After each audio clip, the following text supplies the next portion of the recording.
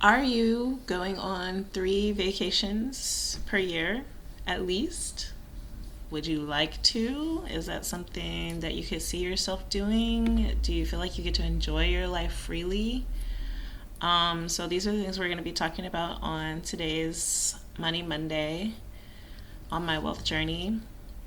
How I was able to work my way up to like now I'm going on 3 vacations, 3 main vacations per year, and then I do some small stuff in between sometimes as I feel like it, like a little retreat here or there, or like a little surf camp. Um, so I know we've talked about goals in a previous video, but I cannot stress enough how much it helped me to be able to get to this point because I made that a goal that I wanted to go on at least 3 vacations per year. So at some point, I decided, whether I wrote it down or I put it on my vision board or something along those lines, I decided that I knew that I wanted to be able to vacation at least 3 times per year. And now I have a new goal because now I do vacation 3 times per year. So now I want to be able to just vacation as many times as I want. So you can make it as if you want to do once a year, just think about where you're at now and what you would like to see yourself doing in the future, ideally. If money was no object, how much would you be traveling? So start with that. Get specific on how much, where you want to go, how far. Hawaii is big on my list. I still haven't been to Hawaii yet, but I'll be going. Tomorrow I'm actually leaving for Bali, so excited for that. And I've never been to Bali. I've never been anywhere over there other than that's like as far east as that will be as far east as I've ever been. I've been to Jordan once a really long time ago. So I'll be in Bali for 10 days. I'm super excited about it. And I realize that that's not something that everybody, especially my age, gets to do. But I would love for us to all get there and be able to travel. So, first thing, put down that goal. Write it down somewhere. Make it real to yourself that you want to achieve this. I want you to imagine yourself achieving. Imagine where you're going to go. Imagine what it's going to look like, who you're going to go with. You don't have to get like too, you can get as specific as you want, but at least have a amount of times per year. And like maybe make a travel list. Maybe make a list of all the countries or all the states or just all the places that you really want to hit. So I really only have Hawaii. Actually, no, I have a full list. I take that back. I do have a full list of places. Hawaii is just one of the ones on the list that I thought would be the easiest, but it ended up being easier to go to like the Dominican Republic and freaking where else did I go? Colombia. So right now I'm going based off of where I see trips that are already planned because I also don't like to do planning. So how would you like to travel? Would you like to solo travel? Would you like to group travel? Would you like to travel with a partner? You can think about things like that as well.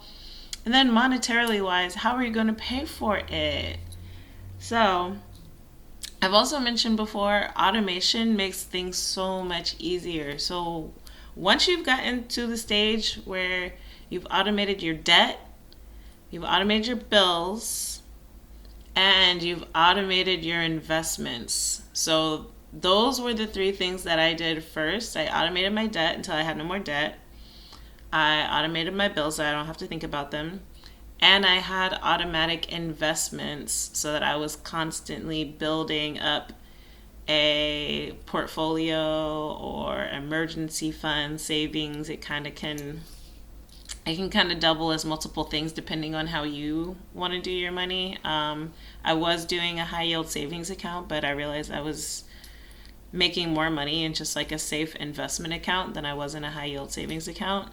So it's up to you what your tolerance is. But once you have all those things automated, then you can start automating a vacation fund.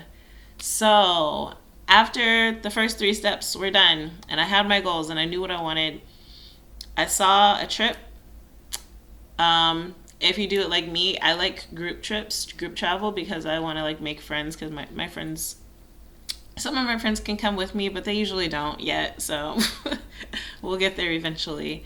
But I saw the group trips. They basically have a package. They tell you the price for the trip and they allow you to pay in installments. So you can literally just put it on the exact same system after you start the automation of the other things, you can automate your vacations. And it literally doesn't even, for me, it doesn't even feel like I'm paying a lot of money for the vacation because I buy it way out in advance. Generally, not always, but these days I've been a little bit more spontaneous. But when I initially started, I paid for it like a year. I started making payments on it like a year in advance.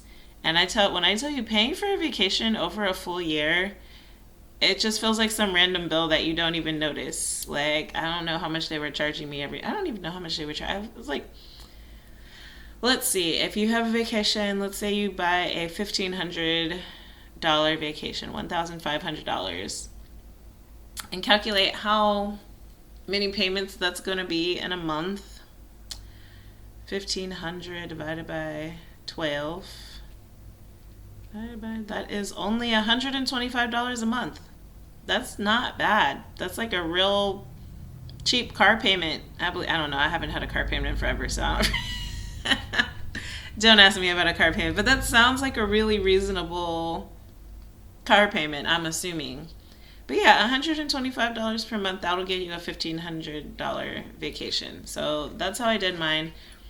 I use credit cards. So I did, as I said, I'm out of debt, but I do use credit cards because you know what happens when you use credit cards? You get cash back, or you get travel points, or you get some kind of perk for using a credit card.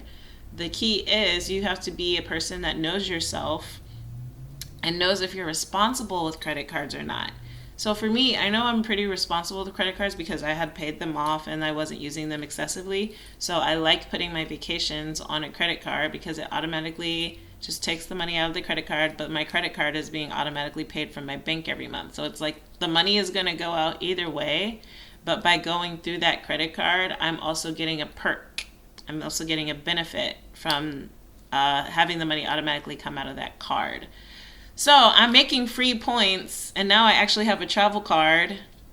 I'm making free points every time I use that card to buy something, which is then going to automatically come out of my bank account so that I'm not paying interest, especially not no high 18, 24% interest that they charge you. Because like we don't even get that much money in the stock market, 18 to 24%. It's crazy. There's ways you can get that much, which I'm sure we'll go over eventually.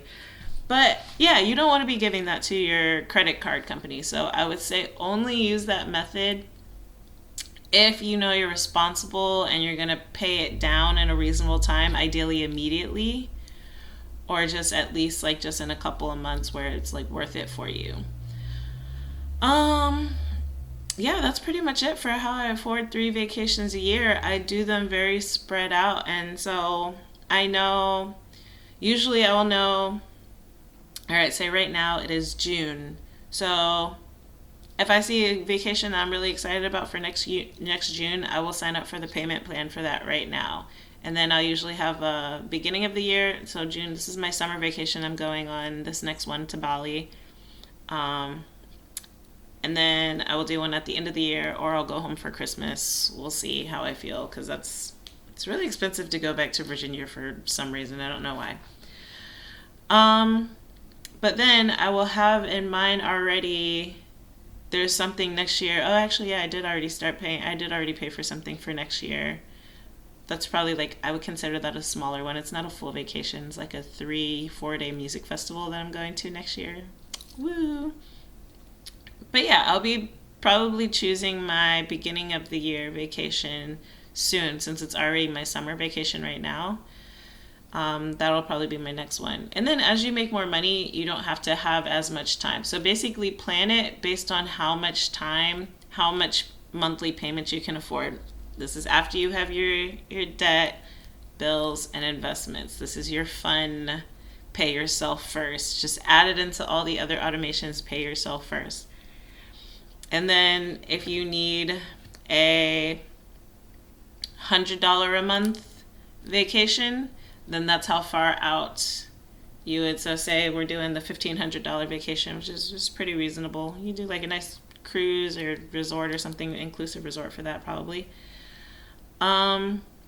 So say we were at 125 for 12 months. So if you needed to be like $100, then you would just make sure you're a little bit over a year. So it would be like a year and 2 months or something, like maybe a 14, 15 month. They have payment plans. I feel like as far out as you want to book, you can book out pretty much as far as you want. Don't quote me on that. You might have to go do some research, but find something that's in that range. Just find something that's in the range that you're comfortable with, and sign up for it, and have it coming out on auto pay. Have your, you have your cards already being paid on auto pay as well. And I swear it will feel, by the time it's time for the vacation, you're already paid for it. It literally doesn't feel like I paid for vacation. It feels like I pay for them sometimes so the only, I will say, when I book something last minute, so for example, this trip to Bali, I only booked this back at my birthday trip was in April, where I went on the Mexico. I went on a cruise from San Diego to Mexico, and I happened to come across this Bali trip. That was back in April, and I happened to come across this Bali trip like right before I was leaving on my cruise, and I was like, oh, I don't have a summer trip yet. I should book a summer trip. And Bali was perfect. So I just went ahead and booked it, but since it was only like 2 months out, my payments was literally like just two big old payments of like 1,400 per month. So it was still split up, but obviously 1,400 is a big difference than $125 per month. So you gotta kind of weigh if you're too close where it's too big of a chunk for you. So for me, I knew I could handle that. That chunk was fine. I was like, oh well. But because it's also because I had built up where I had been, this is like my third year now doing like 3 vacations per year, or like since I started traveling.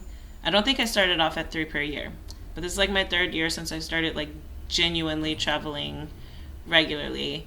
And so I got to the point where it's more comfortable for me to do bigger payments, and I don't mind. So start with the smaller payments because it'll get you comfortable and it'll get you used to treating yourself. And being able to go on vacations and like live it up and have a great time is addictive. So you will intentionally want to be better with your money so you can continue to afford to travel and have that freedom, and feel good and not feel like you're breaking the bank, not go into debt over it. Just be able to like live your life on your terms the way you want to. So I believe in you. You got this. Let's get that money.